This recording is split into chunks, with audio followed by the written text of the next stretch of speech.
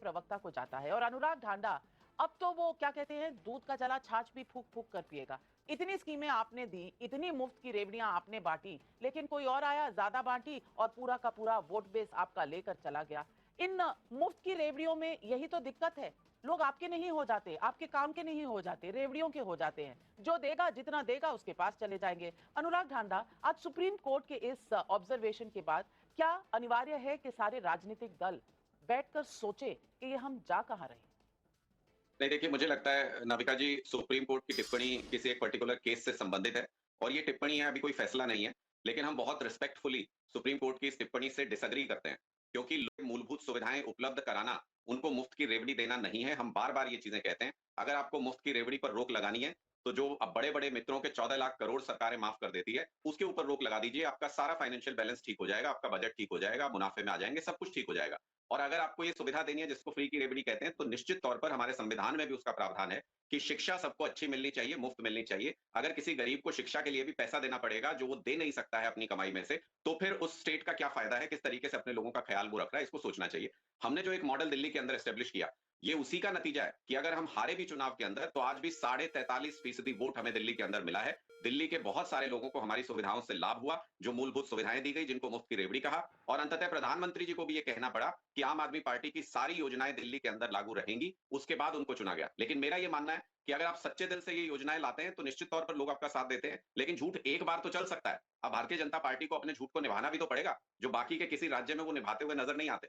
तो इसलिए मुझे लगता है कि अगर सही नियत से किया जाए, तो स्कूल, अस्पताल, बिजली जैसी मूलभूत चीजें उपलब्ध कराना फ्री की रेवड़ी बिल्कुल नहीं है। ये देश में हर किसी को मिलना चाहिए और इससे आपका बजट खराब नहीं होता है। आपका बजट खराब होता है बड़े बड़े उद्योगपतियों के बड़े बड़े कर्जे माफ कर राधिका देने से। खेरा जी, जवाब दीजिए, क्योंकि बीजेपी ने पहले कहा कि ये मुफ्त की रेवड़ियां सही नहीं है और अब उसी रास्ते पर निकल गई।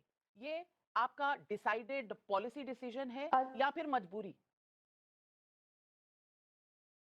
सभी को नमस्कार। नाविका जी, मुफ्त और कल्याण की योजनाओं में बहुत अंतर होता है। एक होता है जो सरकार लगातार देश की, राज्य की जनता को सशक्त बनाना चाह रही है, आत्मनिर्भर बनाना चाह रही है। अगर गरीब है, जो हर इंसान का इस देश में हक है कि उनको खाने को मिले, उनके पास पानी हो, उनके पास बिजली हो, मतलब ये बेसिक चीजें हैं, हमारी फंडामेंटल राइट्स है जो हो, और वो कोई भी सरकार हो, उसकी जिम्मेदारी बनती है कि उसके हर नागरिक के पास ये अवेलेबल हो। अगर कोई लोग ऐसे हैं जिनके पास ये सुविधाएं अवेलेबल नहीं है, उनको सशक्त करना, उन तक ये सुविधाएं पहुंचाना हमारी सरकार का काम होता है। लेकिन आप अगर वादे करते हैं कि हम ये करेंगे, हम वो करेंगे, हम दिल्ली के और लंदन की सड़कों जैसा, दिल्ली की सड़कें लंदन की सड़कें जैसे बना देंगे, हम 500 स्कूल खोलेंगे, हम अस्पताल खोलेंगे, यूनिवर्सिटी खोलेंगे, लेकिन होता कुछ नहीं है। और फिर जब चुनाव आता है, आप कहें हम आपको ये दे देंगे। जैसे एक प्रोडक्ट होता है ना मार्केट में, जो वो बिकना बंद हो जाता है, तो कंपनी क्या करती है, 50% ऑफ कर दो, 1+1 फ्री कर दो। उसी तरीके से कुछ पार्टियां हैं जो अपना राजनीतिक फुटप्रिंट, अपना अस्तित्व बनाने के लिए उन चीजों को फ्री में देने लग जाती है कि भाई हम आपके काम नहीं कर पाए। जैसे अरविंद केजरीवाल ने कहा, example, recent most example Delhi का, मैं जी यमुना जी साफ नहीं कर पाया, एक मौका और दे दो। अच्छा ये छोड़िए, हम ये करके देंगे। उन्होंने पूरे चुनाव में एक बार ये नहीं गिनाया कि मैंने ये किया है।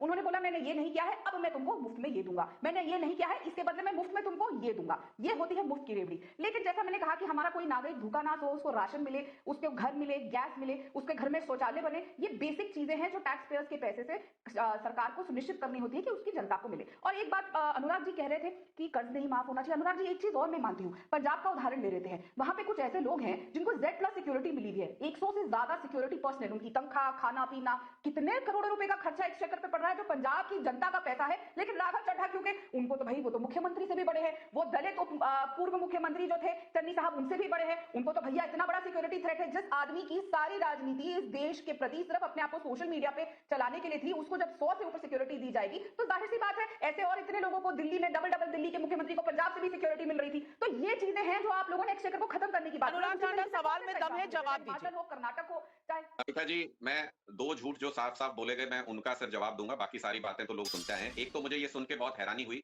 कि भारतीय जनता पार्टी ने आपके चैनल पर आधिकारिक रूप से ये कहा कि इनके लिए शिक्षा और अस्पताल, स्कूल और अस्पताल मूलभूत सुविधाओं में नहीं आता है। इन्होंने एक बार भी नाम नहीं लिया दोनों चीजों का। इन्होंने कहा राशन मिलना चाहिए, बस खाओ, बस पियो, बस किसी भी तरीके से जिंदा रहो। आपके बच्चों को पढ़ाना सरकार की जिम्मेदारी नहीं है। आपके लिए मूलभूत अस्पतालों की सुविधा उपलब्ध कराना सरकार की जिम्मेदारी नहीं है। मैं ये सुन के हैरान हूं। दूसरा, मुझे नहीं पता कि राघव चड्ढा जी से क्या निजी तौर पे कोई खुंदक है या नाराजगी है, आप भारतीय जनता पार्टी के प्रवक्ता को मुझे उसका मालूम नहीं है, लेकिन जो नॉर्म सबके लिए होते हैं वही उनके लिए भी लागू है। आप बढ़ा चढ़ा के कुछ भी बोल देने से वो सच नहीं हो जाता है। और पंजाब की स्थिति में आपको बता दूं, इतनी सारी सुविधाएं मुफ्त देने के बाद भी पंजाब का जो डेट टू जीडीपी रेशियो है वो 50% था जब हमने सरकार संभाली थी। आज हम उसको घटा के 44% पे ले आए और लगातार वित्तीय हालत पंजाब की हम सुधार रहे हैं। तो इसलिए ये बात भी गलत है, ये तर्क भी गलत है जो आपने शुरू में कहा कि अगर आप मुफ्त सुविधाएं देते हैं तो आना तो जनता की जेब से ही है। पंजाब में आप मुझे एक चीज बता दीजिए जिसके ऊपर हमने टैक्स या कोई पैसा लोगों के ऊपर वसूला हो ज्यादा और हमने उसके बदले में कोई सुविधा दी हो। हमने अभी वहाँ तो सुविधा आपने भी वो दी जो है। 1,000 रुपए प्रॉमिस किए थे दिए नहीं, और उसके वो भी नहीं अलावा आपने पेट्रोल डीजल के दाम बढ़ाए हैं, ये तो आप भी जानते हैं अनुराग ढांडा। एक हाथ से देंगे एक हाथ से लेंगे, यही पैसे छापने की मशीन तो किसी के पास भी नहीं है, किसी सरकार के पास नहीं है। लेकिन मैं तहसीन पूनावाला जी से पूछना चाहती हूँ, राधिका खेड़ा बहुत विपक्ष के लोग हैं तो आप जवाब दीजिएगा एक दो का साथ में मिलकर, लेकिन तहसीन पूनावाला, वो खटाखट मॉडल का क्या हो गया? वो खटाखट मॉडल हिमाचल में चली थी, तनख्वाह देने के लिए वर्कर्स को पैसे खत्म हो गए थे, 2 महीने ऐसा हुआ कि तनख्वाह ही 5-10 तारीख को आ रही है, टॉयलेट टैक्स लग रहे हैं। कर्नाटक में देख लीजिए, पानी पर टैक्स प्रपोज हो रहा है, पेट्रोल, दूध, बाकी मेट्रो की टिकट्स वो सब तो आपने महंगी कर ही दी। मैं पूछना चाहती हूँ, कोई भी, और ये इकोनॉमिक्स की बड़ी एस्टैब्लिश्ड थियोरी है, there is no free lunch. Free कुछ नहीं होता, कोई ना कोई उसका दाम चुकाता है। आप फ्री उनको दीजिए जिनको जरूरत है, ये वेलफेयर है। लेकिन वोट के समय में सबको फ्री देना क्यों याद आता है, ये सवाल आज मैं पूछना चाहती हूं, क्योंकि ये राजनीतिक सोच है वोट बटोरने की। नमस्कार नाविका जी, आपके शो में मुझे शिरकत करने का मौका मिला, इसलिए आपका शुक्रगुजार हूं। आपसे मैं बिल्कुल इत्तेफाक रखता हूं।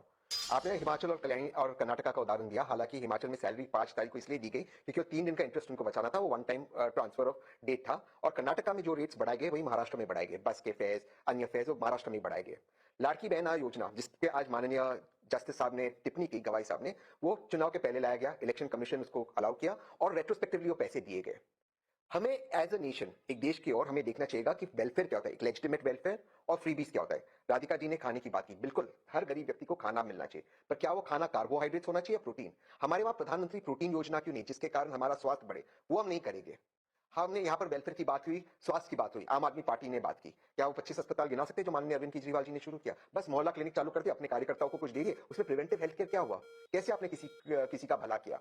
देखिए, दिल्ली का जो बजट था, जब से लेजिस्लेटिव असेंबली बनी थी तब से वो प्रॉफिट में था, तब से वो सरप्लस बजट था। आज पहली बार नुकसान में। इसे कहते हैं इररिस्पॉन्सिबल स्पेंडिंग। यही सवाल है, कोई भी पॉलिटिकल पार्टीज फ्यूचर के बारे में नहीं सोच रही, सिर्फ वर्तमान में उनको फ्री भी देना है। भाजपा के मैनिफेस्टो में था, मध्य प्रदेश में स्कूटी दे रही थी, स्कूटी कैसे वेलफेयर होगी?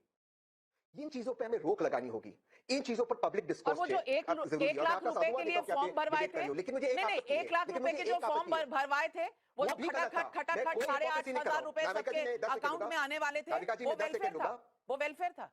नाविका जी, मैं 10 सेकंड लूंगा, मैं उसका जवाब दे देता हूं। मैं बिल्कुल नहीं, मैं 10 सेकंड में लेता हूं। मैं बिल्कुल आपसे इत्तेफाक करता हूं, मैं कोई हिपोक्रेसी की बात नहीं कर रहा हूं। ये वो भी गलत कर रहे हैं, सब लोग इसी के अंदर, इसी रेस के अंदर लगे हुए, भाजपा, कांग्रेस, आम आदमी पार्टी और देश का फाइनेंसेस बर्बाद हुआ। लेकिन इससे बड़ी डर मुझे एक चीज की है, सुप्रीम कोर्ट इसमें इंटरफियर कर रहा है, मुझे इसमें बहुत डर लग रहा है। मैं अनुराग भाई की एक बात से इत्तेफाक रखता हूं, ये कोर्ट का डोमेन नहीं है। इसका डिस्कोर्स पॉलिटिकल डिस्कोर्स होना चाहिए, आपके जैसे चैनल्स पे डिबेट होना चाहिए और पब्लिक को इस पर बात करनी चाहिए। पॉलिटिकल पार्टीज पॉलिसीज पे चुनाव लड़ेगी, आप उस पॉलिसी से इत्तेफाक रखो ना रखो, बैड इकोनॉमिक्स होगी जिससे आम आदमी पार्टी का आप उनको वोट आउट करो, लेकिन अगर सुप्रीम कोर्ट और कोर्ट्स इसमें इंटरफेयर करेंगे, लोकतंत्र नहीं बचेगा। जजेस किसी को अकाउंटेबल नहीं होते, unfortunately, and the problem with जजेस फिक्सिंग पॉलिसी इज कि फिर अकाउंटेबिलिटी नहीं होती। जजेस के पास वो संवैधानिक अधिकार नहीं होना चाहिए। जजेस इस सोसाइटी के उतने ही हिस्सेदार हैं जितने आप और मैं हैं, और उन्होंने